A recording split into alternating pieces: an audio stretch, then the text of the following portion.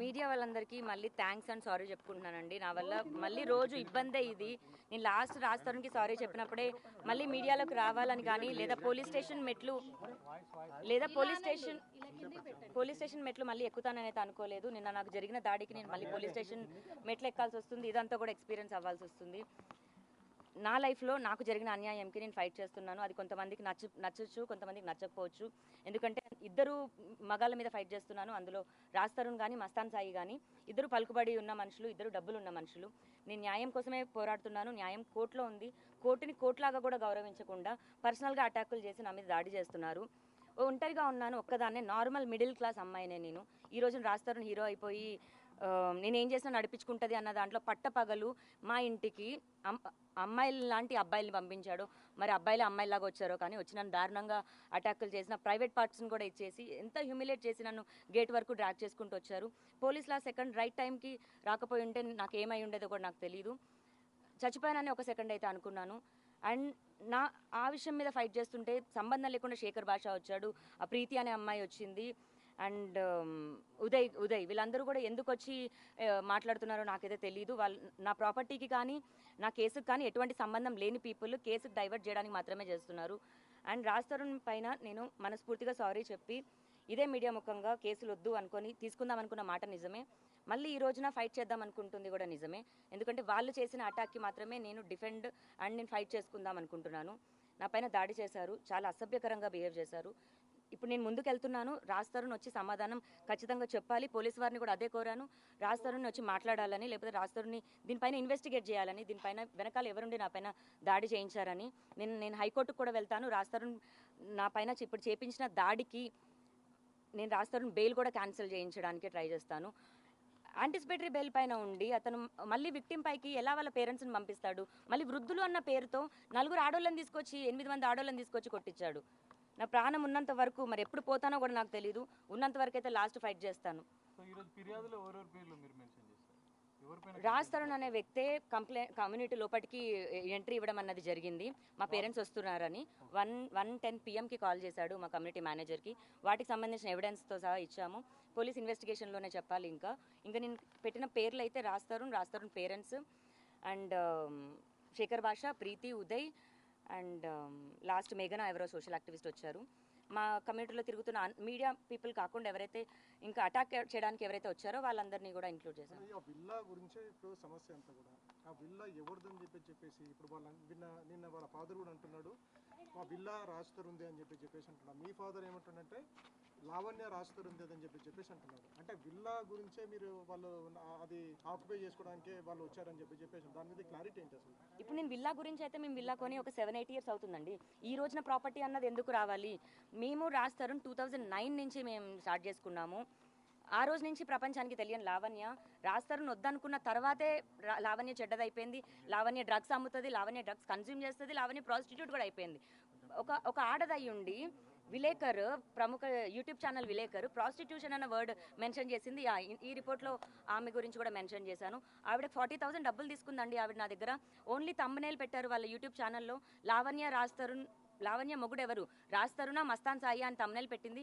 ఏంటి పెట్రిషా నువ్వు ఎలా పెడతావు అలా అని అడిగితే మా బ్యాక్ అండ్ టీం ఇలా వర్కౌట్ అవుతుంది, డబ్బులు కావాలని అనింది. నాకే తినడానికి లేని టైంలో నేను 40,000 ఇవ్వడం జరిగిందండి పెట్రిషాకి. ఇంకా అంటే 2 లక్షలు అడిగింది. ఇంకా ఇవ్వని పక్షంలో మస్తాన్ సాయి వైపుకి వెళ్ళింది. మస్తాన్ సాయి వాళ్ళ అక్యూజ్డ్ వైపుకి వెళ్ళి ఇదంతా చేస్తుంది. పర్సనల్ గ్రడ్జ్ పైన వీళ్ళంతా సిండికేట్ బ్యాచ్, శేఖర్ భాష, ప్రీతి, ఉదయ్, మేఘన అండ్ పెట్రిషా వీళ్ళంతా గ్రూప్గా ఫామ్ అయ్యే ఇదంతా చేశారు. ఎంత చేసినా ఏమున్నా సరే పోలీస్ స్టేషన్ ఉందండి, చట్టం ఉంది, నేను లా ప్రకారమే వెళ్తాను. ఏం చేసుకుంటారో చేసుకోనివ్వండి. ఇంకా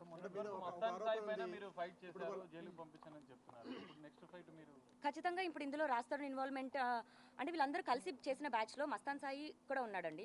మరి ఇది రాజ్ తరుణ్ చేపించాడా లేదా మస్తాన్ సాయి చేపించాడా లేదా అందరూ కలిసే ఫామ్ చేశారన్న నిజం బయటకు వస్తే నెక్స్ట్ రాజ్ తరుణ్ కూడా ఖచ్చితంగా వెళ్తాడు. నేను ఇన్ని రోజులు రాజ్ తరుణ్కి అగేన్స్ట్గా సాక్ష్యాలు ఇవ్వలేదు.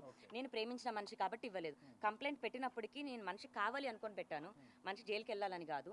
కానీ అతను సైలెంట్గా ఉండి ఇంత క్రూయల్గా బిహేవ్ చేస్తున్నాడంటే ఫిజికల్ అటాక్ అన్నది తప్పు. నువ్వు అట్లీస్ట్ మాటలతో దాడి చేసినా మాట అనేది మర్చిపోతామేమో. ఆ సెకండ్ ప్రాణం పోతే ప్రాణం తీసుకురాలేరు ఎవరు. రాస్తారుని కూడా ప్రిజన్ కి పంపిస్తాను ఫాదర్ మీరేనా మేడం ఎలో చేసింది ఇంట్లోకి లోపలికి. అవును, ఎలో చేశారా అంటే మరి అందులో వాటా ఉందని చెప్పేసి వాళ్ళేదన్నా అది వాళ్ళు వీళ్ళు అనడానికి మాది ఇంకా సపరేషన్ అవ్వలేదండి.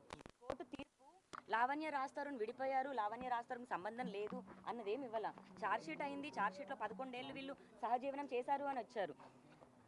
సంబంధం ఇల్లు సంబంధం లేదు అని అయితే లేదండి. అది రాస్తారు ఇప్పుడు అంటే ప్రాపర్టీ కొన్నాం కాబట్టి ప్రాపర్టీ గురించి అంటే ప్రాపర్టీ లేకపోతే అంటే లావణ్య తీసుకెళ్తాడా మరి అప్పుడు అంటే ప్రాపర్టీ ఉందని లావణ్య వద్దంటున్నాడా? తల్లిదండ్రులు ఒకటే ఆరోపణ చేస్తున్నారు, అసలు రాస్తున్న ఒక అమ్మాయి పెళ్లి చేసుకోలేదు, సహజీవనం చేశారు, కానీ అక్రమ సంబంధాలు ఉన్నాయి, ఆమె ఒక డ్రగ్ పెడ్లరు, అసలు ఆమెకు సంబంధమే లేదు, ఆ ఇల్లు మాదే అని చెప్పేసి ఖండితంగా చెప్తున్నారు. దాని రాజ్ వాళ్ళ 4 ఫాదర్స్ ఇచ్చిన హౌస్ కాదండి అది. రాజ్ తరుణ్ హైదరాబాద్కి వచ్చిన తర్వాత జీరోతో తన కెరియర్ స్టార్ట్ చేశాడు. అతను కూడా స్టార్టింగ్ డేస్లో మీ అందరికీ చెప్పడం జరిగింది. ఆ అమ్మాయి ఇనిషియల్ డేస్లో మేము కలిసి ఉన్నామని, మేమిద్దరం లవ్ చేసుకున్నాము, పెళ్లి చేసుకున్నాము, నాకు ప్రపోజ్ చేసింది అతనే, పెళ్లి చేసుకుంటామని అడిగింది అతనే. దాని తర్వాత మేము ఫామ్ చేసుకున్న మా జర్నీలో వచ్చిన ఇల్లు అది. అది నాది కాదు, రాజ్ తరుణ్ది కాదు అంటే ఒప్పుకుంటానేమో కానీ ఓన్లీ రాజ్ తరుణ్ అంటే ఒప్పుకోను. ఎందుకంటే బయటికి మగాడెళ్ళి పని చేస్తే ఆడది ఇంట్లో ఉండి పని చేసింది. మీ అందరూ మగాళ్ళు ఉన్నారు, ఇక్కడ 2-3 ఆడోళ్ళు ఉన్నారు. మరి మీ అందరు మగాళ్ళదే ఇల్లులు అయిపోతాయా? మీ అందరు పిల్లల ఇల్లులు కావా? మీ అందరి మగాళ్ళ మీద పేరు మీద ఇల్లు ఉంటే అడిగే క్వశ్చన్ అడిగేటప్పుడు అవును, ఇప్పుడు పెళ్లి అన్న సర్టిఫికేట్ అన్నది ఇప్పుడు లీగల్ గా ఇప్పుడు వచ్చిందేమో. ఒకప్పుడు మన పేరెంట్స్ కి సర్టిఫికేట్లు ఎక్కడ ఉన్నాయి, రిజిస్ట్రేషన్లు ఎక్కడ ఉన్నాయి? దట్స్ వాట్ ఇప్పుడు నాది రాస్తారుంది 1 year 2 year thing. Last 2 years అయితే వేరు. 2009 అండి. మీరు బ్యాక్ చాలా సంవత్సరాలు వెళ్ళాలి. అప్పటి నుంచి మేము ప్రేమించుకున్నాం. ఇప్పుడు నా వయసు 33, 16 సంవత్సరాలు అవుతుంది. అర్థమవుతుందా? మీరు అక్కడి వరకు వెళ్ళండి. నేను అంటే ఆ మనిషిని అంత నమ్మా. ఒక సంతకం పెట్టించుకోవడానికి నాకు ఎంతసేపు? అతను చెక్ బుక్సే నా దగ్గర ఉంటాయి, సైన్ చేసేసిన చెక్ బుక్స్. ఒక సంతకం పెట్టమంటే పెట్టేవాడు కదా ఏంటి? అసలు విడిపోతాము అన్న థాట్ ఉండేది కాదు నాకు. ఇలాంటి గొడవలు అవుతాయని థాట్ ఉండేది కాదు.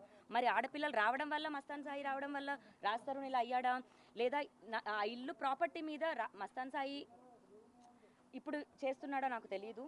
ఆ ఇల్లు ప్రాపర్టీ పైన రాజ్ తరుణ్ పేరెంట్స్కి ఆశ ఉందో కూడా నాకు తెలియదు. కానీ రాజ్ తరుణ్ పేరెంట్స్ ఆస్తి కాదు, అలాని మా పేరెంట్స్ ఆస్తి కాదు. బతుకు తెరువు కోసం నాకు ఏ రోజున సాయం కావాలంటే మా పేరెంట్స్ ఎంతో ఇవ్వడమేమో, మా బతుకు తెరువు కోసం రాజ్ తరుణ్ సంపాదించే డబ్బేమో, అంతే. దయచేసి అర్థం చేసుకోండి. ఖచ్చితంగా అండి. ఇప్పుడు అతను ఇల్లు కొన్నాడు, 1,20,00,000 పెట్టి, 1,50,00,000 పెట్టి కొన్నాడండి. ఈ రోజు 10 కోట్లు అయింది కాబట్టి ప్రాపర్టీ అంటున్నారు. డిగ్రేడ్ అయిపోయి అసలు ఇల్లే కూలిపోయింది, ప్రాపర్టీ లేదైతే. ఇంకో ఆరోపణ, మీరు అందరు కాల్స్ రికార్డ్ చేస్తారు, వీడియో కాల్ రికార్డ్ చేస్తారు, అలాగే ఒక ఇన్వెస్టిగేషన్ ఆఫీసర్ కాల్ రికార్డ్ కూడా చేసి భయపెట్టించారని చెప్పేసి ప్రధాన ఆరోపణ ఉంది. దాని మీద మీరు ఏం క్లారిటీ ఇస్తారు? మీరు అడిగిన క్వశ్చన్ నాకు డైరెక్ట్గానే అర్థమైంది. ఇప్పుడు కాల్స్ అన్నవి ప్రతి ఒక్కరు చేశారు. అండ్ నా కేసుకి సంబంధించి ఏమో రికార్డ్ ఏమో కానీ సంబంధం లేదు, నాకు అవసరమే లేదు. ఫస్ట్ నుంచి చిన్నప్పటి నుంచి ఎవరు రికార్డ్ చేసుకోరు కదా. అండ్ మీరు ఇన్వెస్టిగేషన్ ఆఫీసర్ కాల్ అన్నది కూడా నేను మస్తాన్ సాయితో కాల్లో ఉన్నానండి, వీడియో కాల్లో మస్తాన్ సాయితో ఉంటాను. ఆ కాల్ అన్నది బయటకు వచ్చింది, అది చేసింది మస్తాన్ సాయి. ఆ హార్డ్ డిస్క్ కూడా పోలీసులకు ఇవ్వడం జరిగింది. అతను కస్టడీలోనే ఉన్నాడు ఇప్పుడు. ఖచ్చితంగా అండి. ఇప్పుడు నిన్న జరిగిన దాడి మామూలు దాడి కాదండి. మనిషిగా అసలు నేను క్షమించలేను రాజ్ని. అందులో రాజు ఉండి చేశాడా లేకపోతే రాజ్ తరుణ్ పేరెంట్స్ వాళ్ళు ఓన్గా చేశారనేది సమాధానం చెప్పేంత వరకు నేను ఊరుకోను. ఒకవేళ రాజు అయితే కనుక నేను రాజుని కోర్టు మెట్లెక్కిస్తాను. ఎందుకంటే నన్ను కన్నది నా పేరెంట్స్ అయితే నేను నమ్ముకొని వచ్చాను ఇతన్ని. నా మంచి బాగోగులు నేను చెడ్డ పని చేస్తున్నానా లాగి పెట్టి నన్ను పీకి నువ్వు చెడ్డ పని చేస్తున్నావు అని చెప్పేది ఉండే, లేదా పోలీస్ స్టేషన్ తీసుకొచ్చి చెప్పేది ఉండే. నా ప్రాణాన్ని నా మానాన్ని తీసుకొచ్చి ఎక్కడో బయట కూర్చొని బౌబో అని కుక్కలాగా మరలుతాడు. వాడేం మగాడు, వాడేం హీరో? ఏ రకంగా హీరో అవుతావు నువ్వు? బాధ్యత లానే నమ్మనోడి నువ్వేం హీరో అవుతావు? థ్యాంక్స్ అండి.